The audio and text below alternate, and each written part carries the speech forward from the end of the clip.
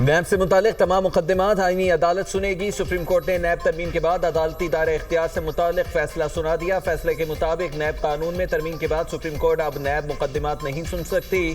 NAB کے تمام مقدمات وفاقی آئینی عدالت منتقل ہو گئے ہیں۔ سپریم کورٹ نے نیب اور وفاقی حکومت کا موقف درست قرار دے دیا۔ جسٹس محمد علی مظہر نے محفوظ شدہ مختصر فیصلہ پڑھ کر سنایا۔ سپریم کورٹ کے فیصلے کے بعد بانی پی ٹی آئی کی مشکلات میں بھی اضافہ۔ بانی P T I 190 million pounds case میں سزا معطلی سپریم کورٹ سے چاہتے تھے، جبکہ بانی پی ٹی آئی نے سزا معطلی کی اپیل بھی دائر کر رکھی تھی۔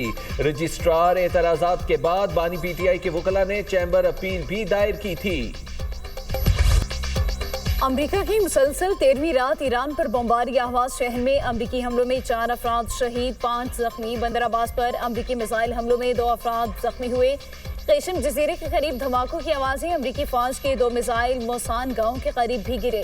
مشرقی تہران، امیدیہ، جاسک، دمشق، خرم آباد پر بھی امریکہ کے حملے۔ امریکی حکام کے مطابق ایرانی فوجی اہداف کو نشانہ بنایا گیا۔ حملوں کا مقصد پاسداران انقلاب کی جانب سے تجارتی جہاز روانی کو لاحق خطرات کو کم کرنا ہے۔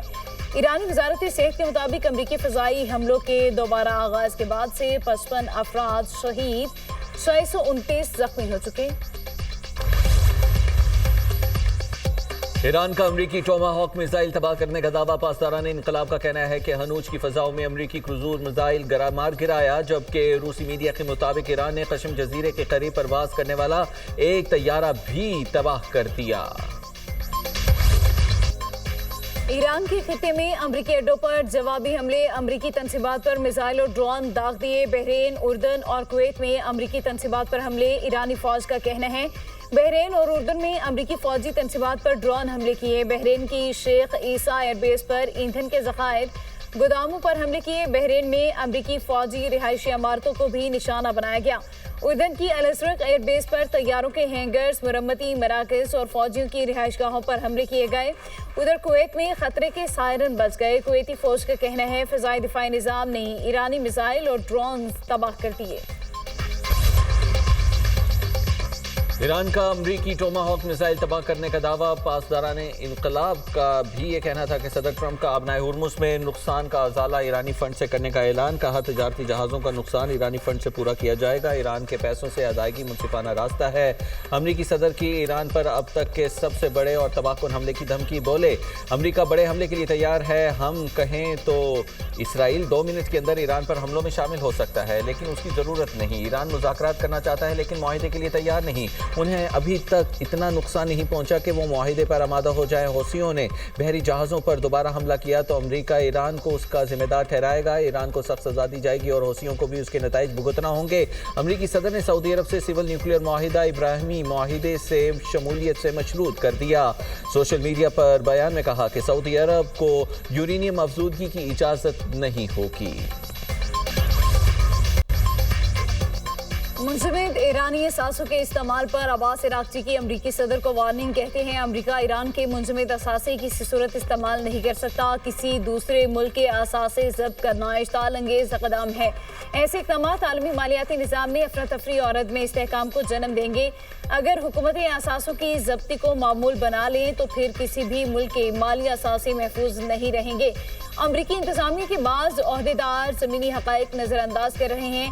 ان کی تمام توجہ صرف 2028 کے صدارتی انتخابات پر مرکوز ہے۔ ٹرمپ کو جارحیت کی بھاری قیمت چکانا ہوگی۔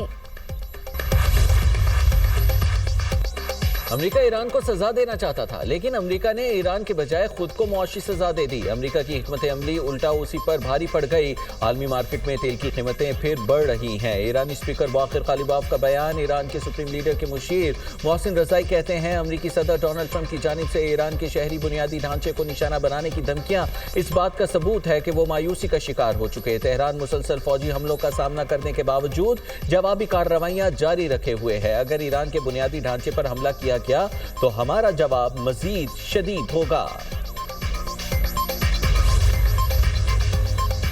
ایران پر حملے میں استعمال ہونے والا برطانوی فضائی اڈا جائز ہدف ہوگا۔ ایران کی وارننگ۔ ایرانی وزارت خارجہ کا کہنا ہے ایران پر حملوں میں مددگار ملک کو نتائج بھگتنا ہوں گے۔ حملوں میں برطانوی فوجی اڈوں کا استعمال بین الاقوامی قانون اور اقوام متحدہ چارٹر کی خلاف ورزی ہے۔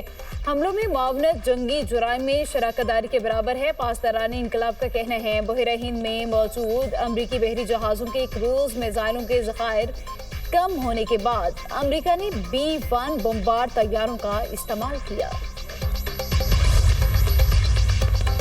امریکی ایوان نمائندگان نے ایران کے خلاف جنگ روکنے کی قرارداد پھر منظور کر لی۔ رکن کانگریس پرامیلا جیاپال نے قرارداد پیش کی۔ قرارداد کے حق میں 214 اور مخالفت میں 208 ووٹ آئے۔ 4 ریپبلکن اراکین نے قرارداد کے حق میں ووٹ دیا۔ امریکی سینٹ نے ایران جنگ روکنے کی قرارداد مسترد کر دی۔ قرارداد کی مخالفت میں 49 اور حق میں 47 ووٹ آئے۔ وزیر اعظم نے لیفٹیننٹ جنرل عامر رضا کو 4 اسٹار جنرل کے عہدے پر ترقی دے دی۔ لیفٹیننٹ جنرل عامر رضا کو کمانڈر نیشنل اسٹریٹجک کمانڈ مقرر کر دیا گیا۔ وزیر اعظم نے جنرل عامر رضا کو ترقی اور نئی ذمہ داری پر مبارکباد پیش کی۔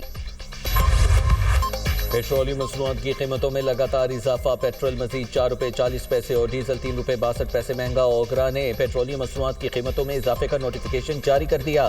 4 روپے 40 پیسے اضافے کے بعد پیٹرول کی نئی قیمت 331 روپے 52 پیسے ہو گئی۔ 3 روپے 62 پیسے فی لیٹر اضافے کے بعد ڈیزل کی نئی قیمت 378 روپے 66 پیسے ہو گئی۔ عوام کا پیٹرولیم مصنوعات کی قیمتوں میں اضافے پر ناراضگی کا اظہار۔ شہریوں کا پیٹرول کی قیمت کم کرنے کا مطالبہ۔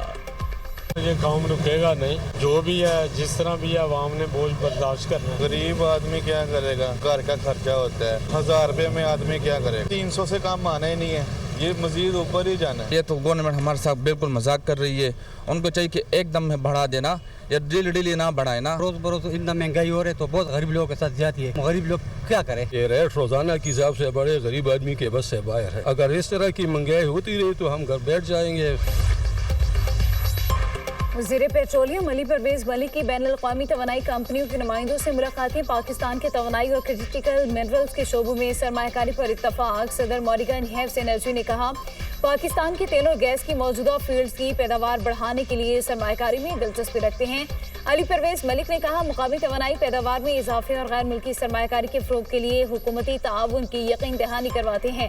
وفاقی وزیر نے وٹول ایشیا کے CEO کیرن گلاگر سے بھی ملاقات کی۔ علی پرویز ملک نے گوادر میں وٹول کی جانب سے بنکرنگ آپریشن کے کامیاب آغاز پر مبارکباد دی۔ وٹول کے ہائی سلفر فیول آئل کو very low sulphur fuel oil میں تبدیل کرنے کے منصوبے کو سپورٹ فراہم کریں گے۔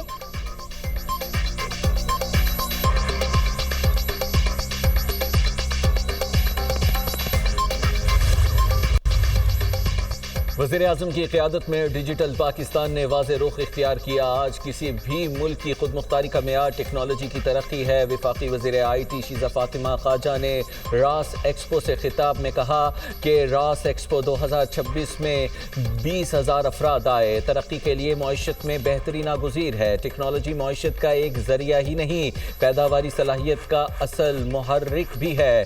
روایتی معیشت اور صنعت کو آٹومیشن کی طرف لانا ناگزیر ہے۔ ڈیجیٹل تبدیلی پائیدار معاشی ترقی کا بنیادی ستون ہے۔